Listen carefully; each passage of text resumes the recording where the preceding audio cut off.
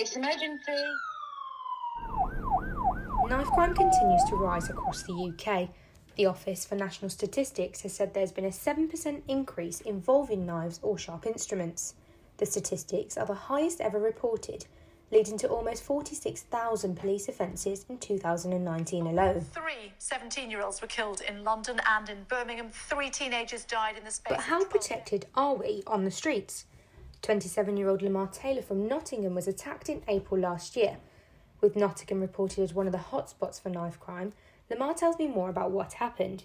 I was like at a car wash basically. Like a car pulled up, these youths had jumped out. I've tried to get off.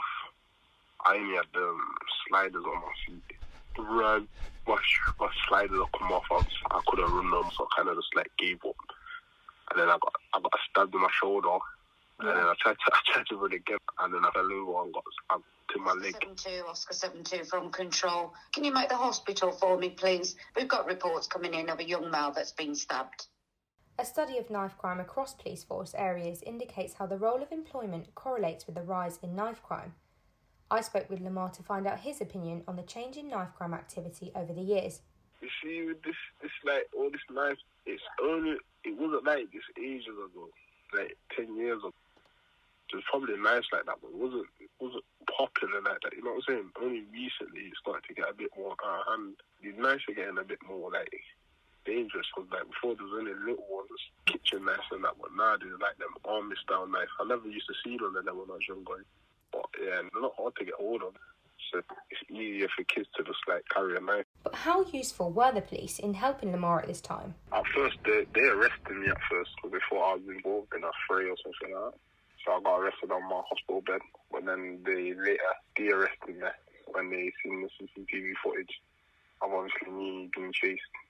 Lamar isn't alone with his views on police enforcement.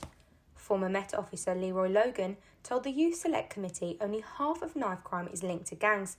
He says there's always been a strong correlation between violence and drug dealing. Looking at the data surrounding knife crime, Logan says less than half of that crime is due to gangs or gang-related violence. But what are the police doing to combat knife crime? My name is Wayne Brown. I'm a retired police officer. Former response officer Wayne tells me more about what was put in place to tackle knife crime during his career. We would have school assemblies, so we'd go in and do inputs, whether it's on a school assembly or with an input in a classroom.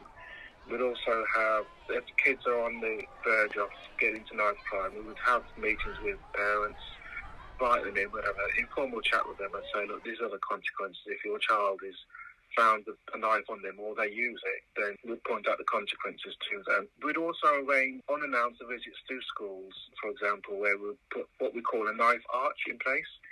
So as the kids are entering the school, they walk through the arch.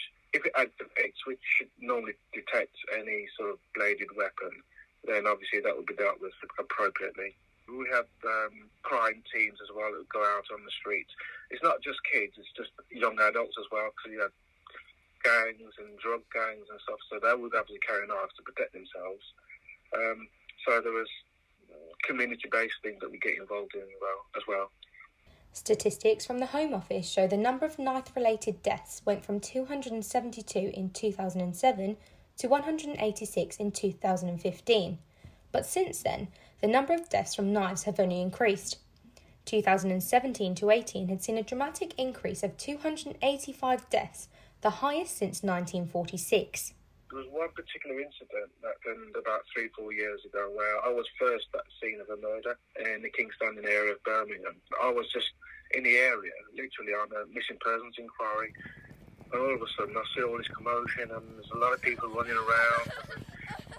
Because I saw the police car, I got flagged down, so I pulled over and saw what was going on, and there was this young man covered in blood. He had all these wounds on his chest and stuff. It turns out that he had been stabbed several times in the chest, and he subsequently died. Ambulance emergency, tell me exactly what's happened. According to the National Audit Office, funding for forces in England and Wales fell by 19% from the year 2018 to 19. Officer numbers have also dropped by almost 20,000 since 2010. We would like to think we've got enough in place, but you see, knife crime is always emerging, and I don't think we ever feel that we're on top of knife crime. We're always responding to it, if you like. So we would like to perhaps see more tougher sentencing for repeat offenders. And we'd also like probably to keep up the good work with the intervention and the diversion, education. We're always trying to keep on top of it. And hopefully through education, as I say, and diversion from wanting to carry knives, it will reduce the amount of incidents that were recorded every year. The 16-year-old died from her wounds after this. Her with stab wounds and in cardiac arrest at a schoolboy of 14 when he was stabbed to death last Following night. the rise in violent crimes, data from the House of Commons report in 2019 suggests there were more than 22,000 disposals given for possession of a knife or offensive weapon. Of these, children aged from 10 to 17 were the offenders in 21% of cases. But what can we as a community do to tackle the number of youths involved in knife crime? Glove on. Put a glove on. Gloves up, knives down. Gloves Up, Knives Down, founded in 2019, is a social enterprise dedicated to supporting young people living in communities affected by knife crime. The charity provides access to boxing training to help children lead fulfilling and healthy lives away from crime. Speaking with two of the founders, David Edgell and Joseph Brett, I wanted to find out more about what spurred the creation of such a campaign. My name is David Edgell. I'm 62 years old. My name's Joseph Brett, 22. The reason we started the campaign was basically he's like a little brother to me who we started boxing on the same day. He was the most talented out of all of us. He fell away from the gym and would have been about February last year. He got stabbed through both hands. He couldn't compete anymore. He couldn't go to the gym anymore. And we looked at just how our lives had been different since I guess when we drifted apart, when he stopped boxing and we continued. And it was just such a shame. And we knew that if we could have kept on the right path, like things would have worked out a lot differently. We looked at the connections we had in the sport of boxing, a lot of people's role models that we knew we had access to, and we thought that we could really, we didn't do it for him, like we wasn't able to do it for him, but we could do this for one other person or 100 other people or 1,000 other people, and that was the goal really. With knife crime impacting so many lives daily, I wanted to find out how this charity would prevent the rising issue. First of all, I think we have to acknowledge the fact that this knife crime or any kind of delinquency is more of a societal issue.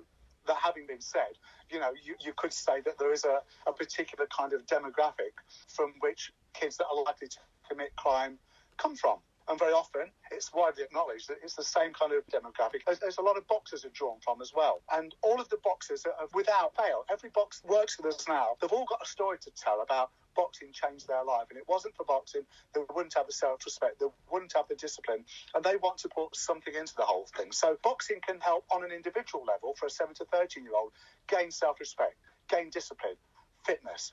They are devoid of all devices. They're devoid of all of their peer groups out on the street. They've got to think for themselves on their feet in the ring. I mean, they might not get into the ring, but certainly the training anyway.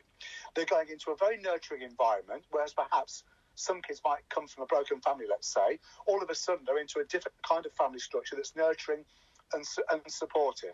Having officially launched its prevention intervention scheme in February, the charity has a professional and amateur boxing following, including Tyson Fury. To find out more about the importance of this charity, I spoke with professional boxer Sam Cox about why he believes it is important to keep children active and busy. I think it's pathetic, really. I think anyone that needs a knife to handle a situation is a coward, really. And I think it's got a lot to do with having low self-esteem and feeling like you have to protect yourself. And I think putting yourself in the wrong scenarios can easily lead a good kid end up in bad situations just because he feels like he needs to protect himself. I work with sort of naughty kids, but work with the youth and going around schools obviously helps massively because you can sort of speak to them on a level and really engage with people and get people into boxing clubs. And to be honest, sort of getting them in the boxing clubs helps change their views on life altogether, not just on knife crime, on everything. Once you change that mindset, the key to sort of unlocking the knife crime sort of issue. The charity have also announced a £10 million partnership featuring professional boxer Isaac Chamberlain. Nicknamed the Champion of Purpose on billboards across the UK, Chamberlain explains his history with knife crime and how boxing saved his life.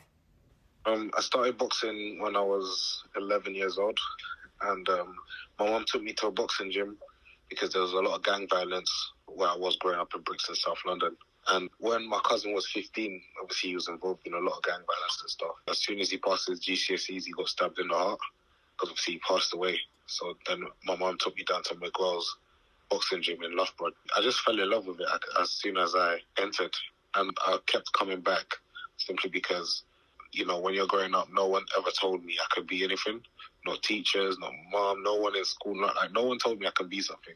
And these coaches, even though you're whack, they still say, listen, Isaac, you're good, you could be world champion. And I just kept coming back so I could hear those words of encouragement again and again. And that's what really kept me on the straight and narrow road in boxing, you know, because I just kept wanting to hear those words and they thought I could really do something. So, what does the future hold for boxing and knife crime? More importantly, how can we as a community reduce the impact knives have on our daily lives?